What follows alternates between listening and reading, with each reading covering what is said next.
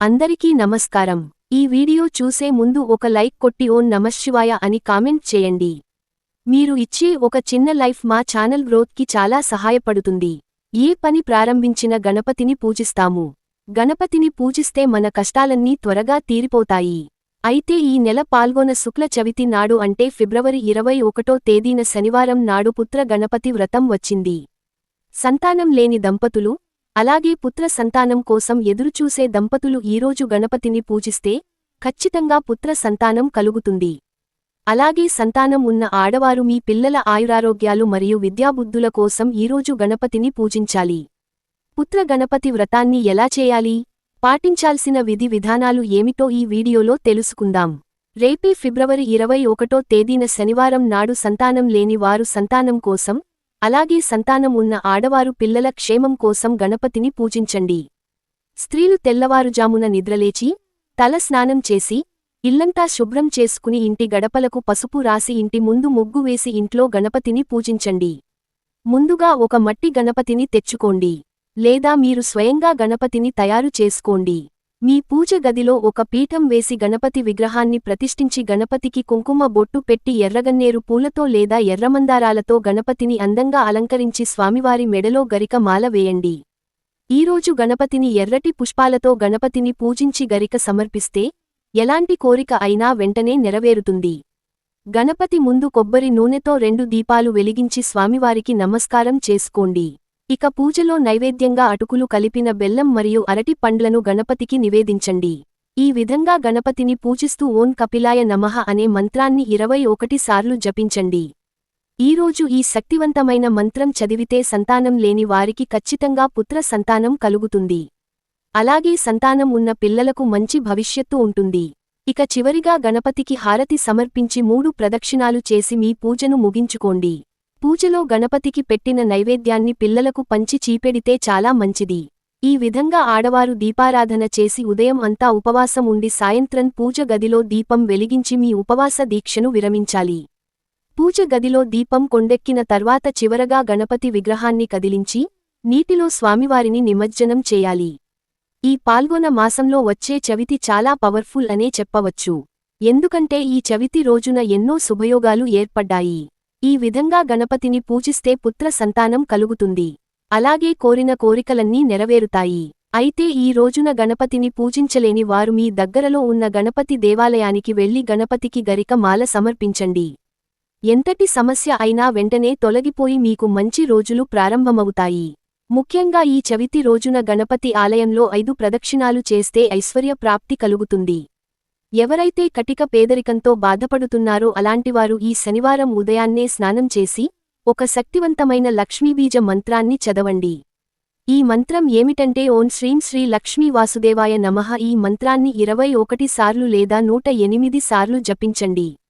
అఖండ ధనయోగం వరిస్తుంది. ఇక మీ భర్త ఆదాయం బాగా పెరగాలంటే ఈ చవితి రోజున ఆడవారు గణపతి దేవాలయానికి వెళ్లి మీ భర్త పేరు మీద అర్చన చేయించండి. నీ భర్త ఆయుష్షు ఆదాయం బాగా పెరుగుతుంది. అలాగే స్త్రీలు దీర్ఘసుమంగళీగా ఉండాలంటే గణపతికి కుంకుమ బొట్టు పెట్టి ఆ కుంకుమను స్త్రీలు పాకెట్లో పెట్టుకుంటే దీర్ఘ సుమంగళ యోగం సిద్ధిస్తుంది. ఇక మనలో చాలామందికి సొంతింటి కల ఉంటుంది. అలాగే కొంతమందికి భూములు కొనాలనే ఆశ ఉంటుంది. అలాంటివారు ఈ చవితి రోజున గణపతికి దేవాలయంలో జిల్లేడు వత్తులతో దీపారాధన చేస్తే గణపతి అనుగ్రహంతో మీ సొంత ఇంటి కల వెంటనే నెరవేరుతుంది.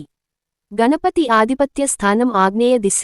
కాబట్టి ఈ చవితి రోజున ప్రతి ఒక్కరూ ఒక మనీ ప్లాంట్ మొక్కను తెచ్చుకొని మీ ఇంటి ఆగ్నేయ దిశలో నాటుకోండి.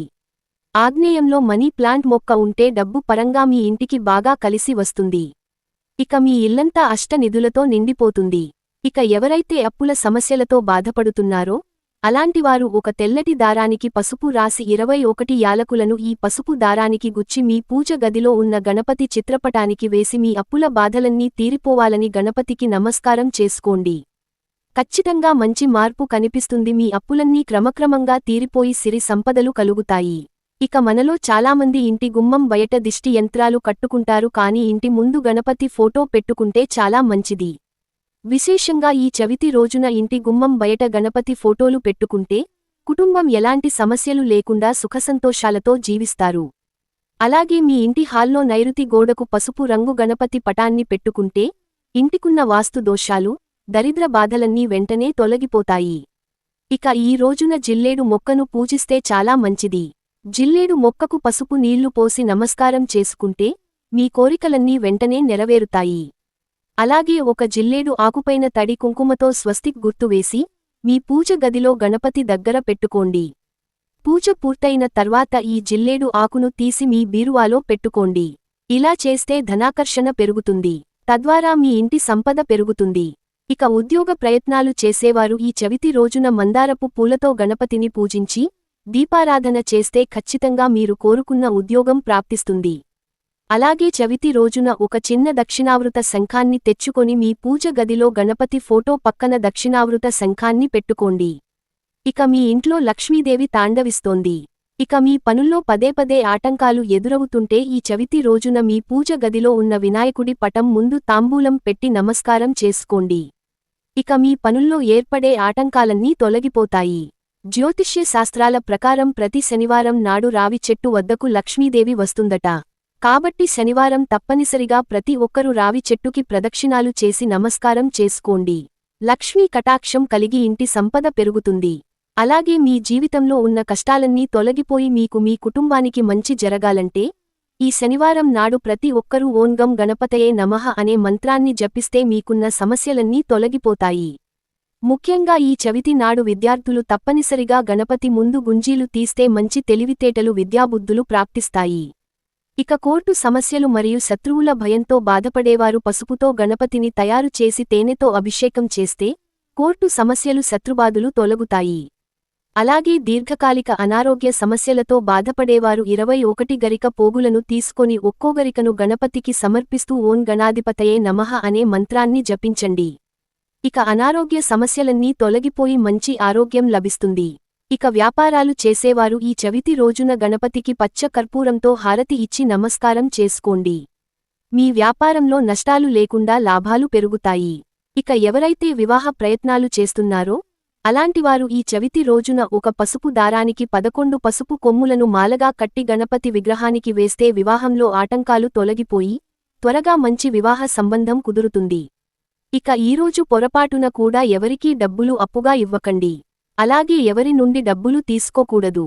ఇక గణపతి పూజలో తులసి ఆకులను ఉపయోగించకూడదు. ఇక ఎవరైతే శని దోషాలతో బాధపడుతున్నారో అలాంటివారు గణపతి దేవాలయంలో ఉలవలను ప్రసాదంగా వండి పెడితే శని బాధలన్నీ తొలగిపోతాయి.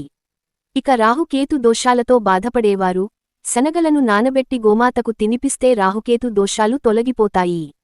ఈ పుత్ర గణపతి వ్రతం నాడు పొరపాటున కూడా కొన్ని తప్పులు చేయకూడదు. ఈరోజు మాంసాహారం తినకూడదు. అలాగే ఇనుప వస్తువులను కొనకూడదు. ముఖ్యంగా శనివారం నాడు నువ్వుల నూనె కొనకూడదు. అలాగే ఉప్పు మరియు మిరపకాయలు కొనకూడదు. ఇక కత్తులు, కత్తెరలు, సూదు ఇలాంటి పదునైన వస్తువులను కూడా శనివారం కొనకూడదు. పూర్వం డుండి అనే కాశీరాజు ఈ పుత్ర గణపతి వ్రతాన్ని ఆచరించి సకల సద్గుణాలు కలిగిన పండంటి మగ బిడ్డ పుట్టాడని, ఇలా సంతానం లేని వారంతా ఈ వ్రతాన్ని ఆచరించి మంచి సంతానాన్ని పొందారు. ఇక అప్పటినుంచి సంతానం లేని వారు ఈ వ్రతాన్ని ఆచరించడం ఆనవాయితీగా మారింది. ఈ వీడియో మీకు నచ్చినట్లయితే ఒక లైక్ కొట్టి మీకున్న ధర్మ సందేహాలకు కామెంట్ చేయండి. ఓం నమః శివాయ.